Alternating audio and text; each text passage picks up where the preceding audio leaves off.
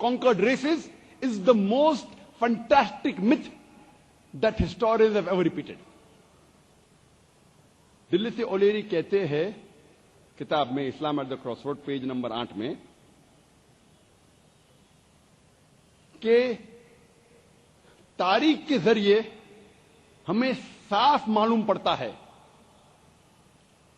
कि वो लेजेंड, वो कहानी कि मुसलमान जो भी देश के ऊपर हमला करके जीतते हैं, तलवार के जोर पे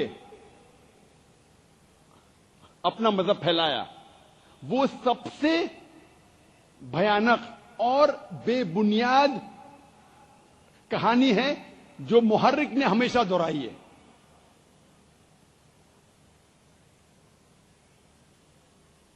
तारीख गवाह है कि हम मुसलमानों ने अरब ममालिक पर 1400 साल तक हुकूमत की। चंद साल के लिए अंग्रेज आए, चंद साल के लिए फ्रेंच आए, लेकिन तारीख गवाह है कि अरब ममालिक पे हम मुसलमानों ने 1400 साल तक हुकूमत की। लेकिन आज भी 140 लाख क्रिश्चियंस है जो अरब है। आज 1,40,00,000 अरब है जो ईसाई है, जो सदियों से ईसाई है, नस्लों से। Coptic Christians, 14 million Coptic Christians, 1,40,00,000 अरब है जो कॉप्टिक क्रिश्चियंस है, जो ईसाई है सदियों से, नस्लों से। अगर हम मुसलमान चाहते तलवार के जोर पे हर एक अरब को इस्लाम कबूल करने पे मजबूर कर सकते थे, लेकिन हमने नहीं किया। हमने ऐसा नहीं किया। तारीख गवाह है कि मुसलमानों ने स्पेन पर 800 साल हुकूमत की, अंदलस पर। हमने हमारा काम नहीं किया, हमने इस्लाम का पैगाम नहीं पहुंचाया। क्रूसेडर्स आए, ईसाई आए, मुसलमान को साफ किया। एक मुसलमान भी खुली तौर पे आजान भी नहीं दे सकता था। हम मुसलमानों ने इस देश हिंदुस्तान पे तकरीबन 1000 साल हुकूमत की, मुगल्स ने। अगर हम मुसलमान चाहते हर एक हिंदुस्तानी को तलवार के जोर पे इस्लाम कबूल करने पे मजबूर कर सकते थे। आज हिंदुस्तान में 80% से ज्यादा गैर मुस्लिम हैं। ये 80% से ज्यादा गैर मुस्लिम, गैर मुसलमान हिंदुस्तान में शहादा दे रहे हैं कि इस्लाम तलवार के जोर पे नहीं फैला। हम चाहते तो हर एक गैर मुस्लिम को इस्लाम कबूल करने पे मजबूर कर सकते थे। हमने नहीं किया और इस्लाम हमें इसकी इजाजत भी नहीं देता।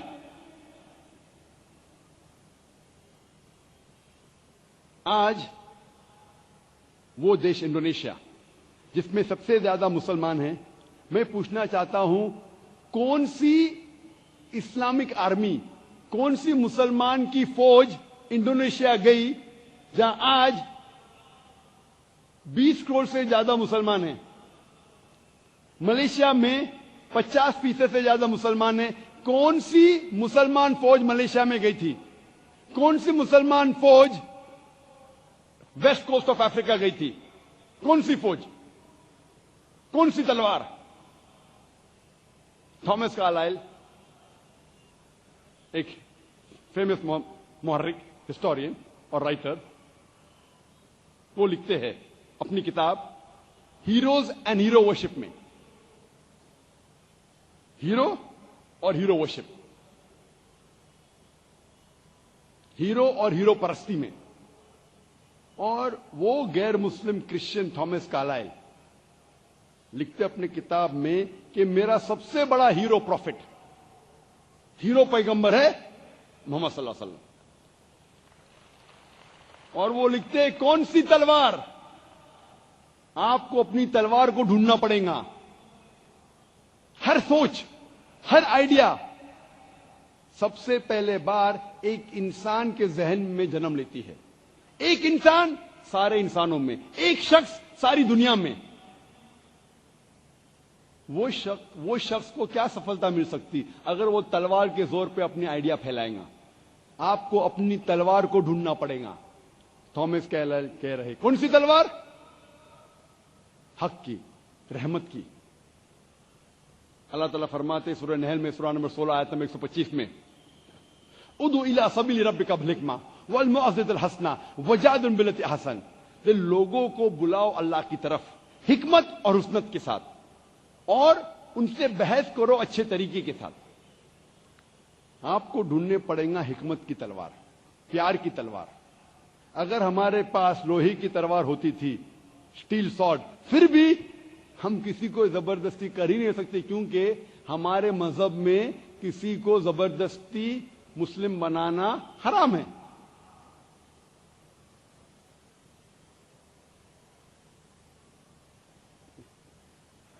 ایک سروے ہوا تھا جو لکھا گیا ہے ریڈر ڈائجسٹ المائنک ایئر بک میں 1984 میں, سن 1984 میں. اور یہ سروے کہتا تھا کہ 50 سال کے درمیان سن 1934 سے لے کے سن 1984 تک کے ان 50 سالوں میں سب سے زیادہ مذہب کون سا پھیلا, کون سے مذہب میں سب سے زیادہ بڑھوتی ہوئی. اور یہ سروے جو کرشن نے کیا تھا, اس سروے کا رزلٹ تھا کہ سب سے زیادہ پھیلنے والا مذہب ان 50 سالوں میں تھا اسلام. میں یہ پوچھنا چاہتا ہوں کہ ان 50 سالوں میں سن 1934 سے لے کے سن 1984 تک ان 50 سالوں میں کون سی مسلم فوج نے غیر مسلم پر حملہ کیا اور انہیں اسلام قبول کرنے پہ زبردستی کی؟ میں جاننا چاہتا ہوں کہ کون سے مسلمان نے تلوار استعمال کی غیر مسلمانوں کو اسلام بنانے کے لیے, مسلم بنانے کے لیے؟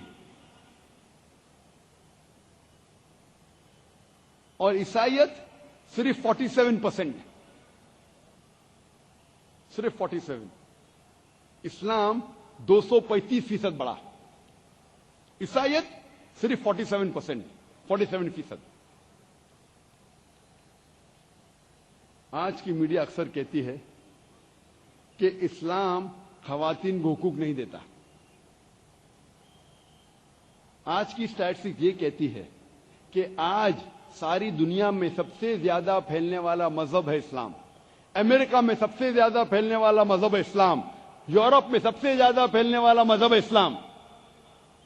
اور یہ میڈیا جو کہتی ہے کہ اسلام خواتین کے خلاف ہے, خواتین کو حقوق نہیں دیتا ہے, آج کی اسٹیٹسٹک یہ کہتی ہے کہ جو غیر مسلم اسلام قبول کر رہے ہیں اس میں سے 2/3 حصہ, 2/3 یہ خواتین ہیں. امریکہ میں جو لوگ اسلام قبول کر رہے ہیں, امریکن لوگ, 2/3 لوگ غیر مسلمان خواتین ہیں. یورپ میں 2/3 حصہ جو اسلام قبول کر رہے ہیں وہ خواتین ہیں. اگر اسلام خواتین کو حقوق نہیں دیتا تو یہ امریکن, یورپین عورتیں اسلام کیوں قبول کر رہی ہے؟ کیونکہ وہ جانتی ہے کہ ان کے حقوق صرف ایک ہی مذہب میں ہے, اسلام.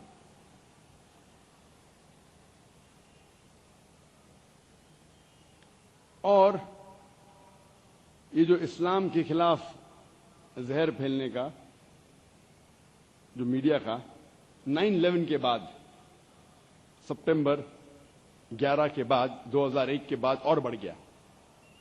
اور جتنا وہ زہر پھیلا رہی ہے, خصوصاً 11 سپٹمبر کے بعد, 2001 کے بعد, جس طریقے سے میڈیا اسلام کے خلاف زہر پھیلا رہی ہے, اسی لیے جہاد نمبر 1 پہ آ گیا اور باقی سوالات نیچے چلے گئے. لیکن جتنا یہ زہر پھیلا رہی ہے اتنا ہی اسلام پھیل رہا ہے. 9/11/2001 کے بعد امریکہ میں 9 مہینے میں ہی 35,000 امریکن غیر مسلم اسلام قبول کیے. یورپ میں 10 مہینے میں 9 سپٹمبر 2001 کے بعد 20,000 یورپین نے اسلام قبول کیے.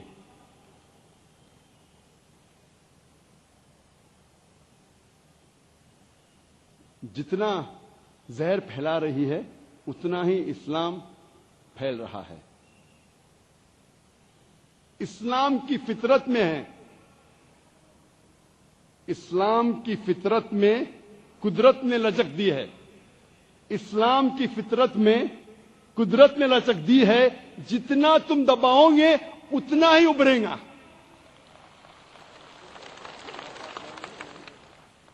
قرآن مجید میں اللہ تعالیٰ فرماتے ہیں سورہ عمران میں سورہ نمبر 3 آیت نمبر 54 میں, مکروا مکر اللہ واللہ خیر الماکرین. وہ لوگ پلان کر رہے ہیں, پلاٹ کر رہے ہیں, اللہ سبحانہ و تعالیٰ بھی پلان کرتا ہے. اللہ سب سے بہترین پلانر ہے. آپ پلان کرو, اللہ بھی پلان کرے گا.